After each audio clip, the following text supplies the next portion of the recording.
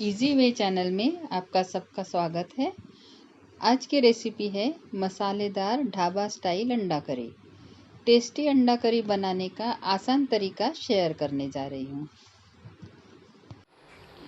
अंडा करी बनाने के लिए हमने ये 6 अंडे बॉईल कर लिए हैं। इनको बॉईल करते वक्त हमको एक बात ध्यान में रखना है, इनको ओवर कुक नहीं होने देना है। सिर्फ 10 मिनट इसको बॉईल होने देंगे और उसके बाद गर्म पानी से निकाल के एकदम से ठंडे पानी में डाल देना है। सबसे पहले हम ये अंडों को, बॉयल अंडे हैं जो, उनको ऐसा कट लगा लेंगे। नाइफ से ऐसे कट लगा सकते या फोर्क से इनमें होल कर सकते हैं हम। इस तरह सभी अंडों को इस तरह कट कर लेंगे।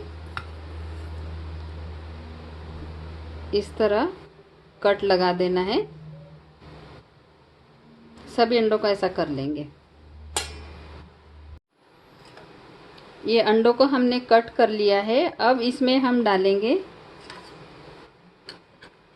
थोड़ी सी हल्दी, थोड़ा सा मिर्ची पाउडर। इसमें अभी हम नमक नहीं डालेंगे क्योंकि अंडे बॉईल करने वक्त हमने उसमें नमक डाला था। इसमें 1 चम्मच ऑयल डाल देंगे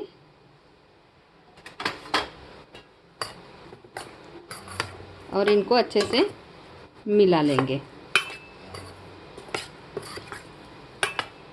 ऐसा करने से अंडे को अच्छा कलर आता है उसमें, करी में, और अंडे फीके भी नहीं लगते। अंडे बॉईल करते वक्त नमक डालने से उनका छिलका बहुत जल्दी उतर जाता है, आसानी से उतर जाता है और अंडे फूटते भी नहीं है बॉईल होते वक्त।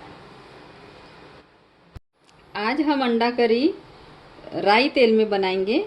उसके लिए हमने पैन में राई तेल गरम करने रखा है।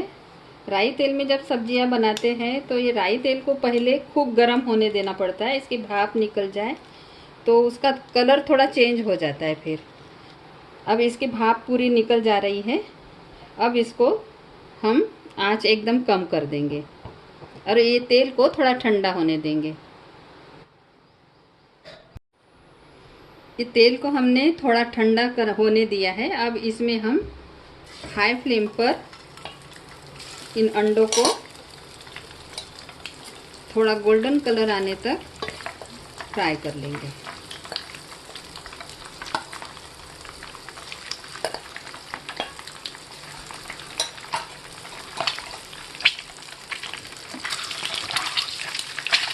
इनको लगातार हिलाते हुए हमको फ्राई करना पड़ेगा। और फ्राई करते वक्त हमको बात ध्यान रखना है कि कभी कभी फ्राई करते वक्त अंडे पॉपअप होके गरम तेल हमारे शरीर पर उड़ सकता है, इसलिए इनको फ्राई करने के पहले कट लगाना बहुत ज़रूरी है। ये अंडे सभी तरफ से अच्छे से सुनहरे हो चुके हैं। अब इनको हम निकाल लेंगे अलग। जिसमें हमने अंडे फ्राई करे थे उसी पैन में अब हम इसकी तरी बना लेंगे। उसके लिए सबसे पहले हम तेल गरम होने के बाद सबसे पहले डालना है थोड़ा सा मेथी दाना। बहुत कम डालना है मेथी दाना, एकदम थोड़ा सा। इसको सबसे पहले डाल देंगे।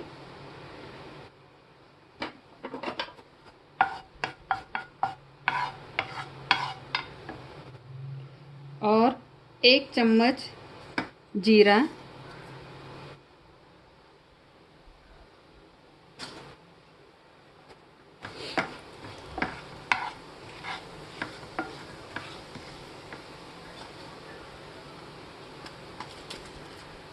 2 तेज पत्ता, 4 लौंग, ये बड़ी इलायची, 4 छोटी इलायची और 1 टुकड़ा कलमी। इन खड़े मसालों को थोड़ी देर भून लेंगे।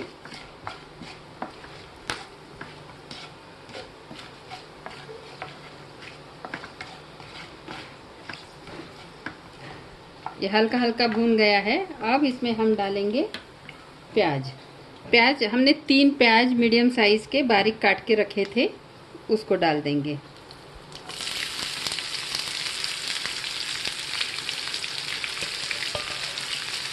इस प्याज को थोड़ी देर पकने देंगे हम,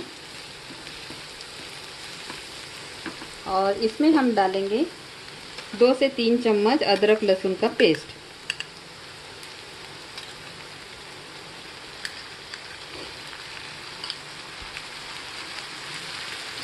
इसे हमको तब तक पकाना है जब तक ये लहसुन और अदरक का कच्चापन नहीं निकल जाता और ये प्याज ब्राउन नहीं हो जाता, तब तक इसे पकाएंगे।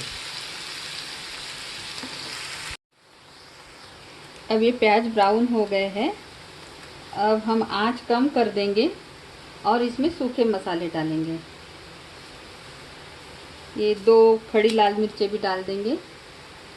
अब इसमें डालेंगे हम आधा चम्मच हल्दी पाउडर,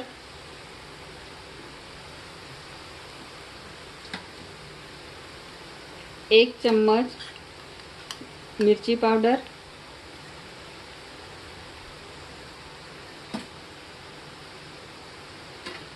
और 1 चम्मच कश्मीरी लाल मिर्च पाउडर। इससे ग्रेवी में बहुत अच्छा कलर आता है। 2 छोटे चम्मच धनिया पाउडर,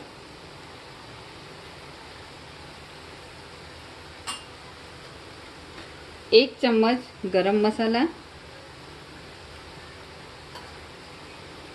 और एक चीज़ हम इसमें डालेंगे 1 टेबलस्पून बेसन। इससे हमारा जो अंडा करी बनेगा एकदम ढाबा स्टाइल बनेगा। ढाबे में इसी तरह किया जाता है, बेसन या मैदा डाला जाता है।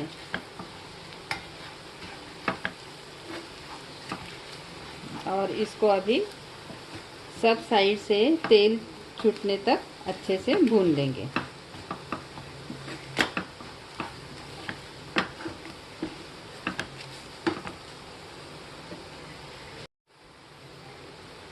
अब ये साइड से मसाला तेल छोड़ने लगा है। अब इसमें हम डाल देंगे टमाटर की प्यूरी। ये 3 टमाटर हमने लिए थे मीडियम साइज़ के, उसको पीस लिया था और उसकी प्यूरी बना ली थी, उसको डाल देंगे।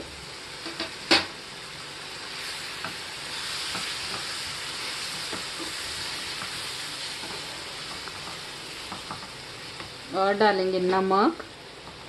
नमक आप अपने स्वाद के अनुसार डालिए। नमक और मिर्ची आप अपने स्वाद के अनुसार कम और ज़्यादा कर सकते हैं।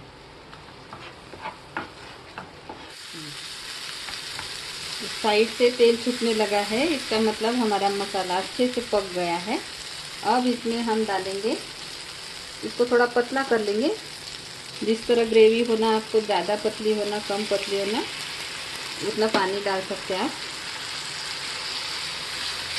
और इसमें डाल देंगे अंडे।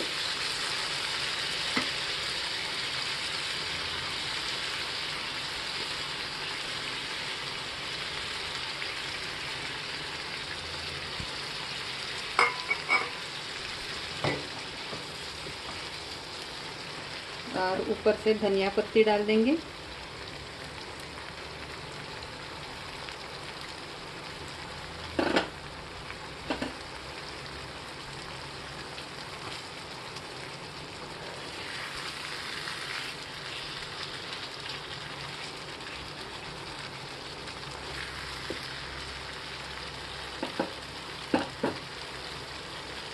और इसे अब 5 मिनट ढक कर पकने देंगे मीडियम फ्लेम पर।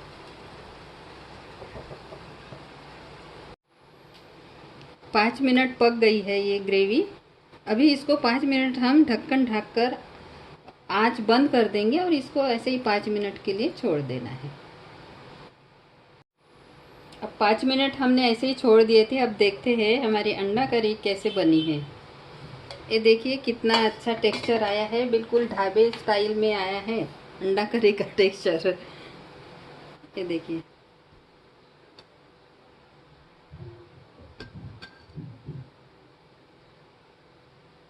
इसकी ग्रेवी देखिए एकदम ढाबे स्टाइल बनी है और खाने में भी उसी तरह टेस्टी रहेगी।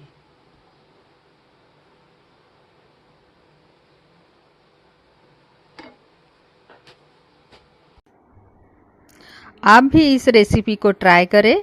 अगर रेसिपी पसंद आती है तो मेरे चैनल को लाइक करें, शेयर करें और आप अगर मेरे चैनल पर नए हैं तो चैनल को सब्सक्राइब करना ना भूलें। धन्यवाद।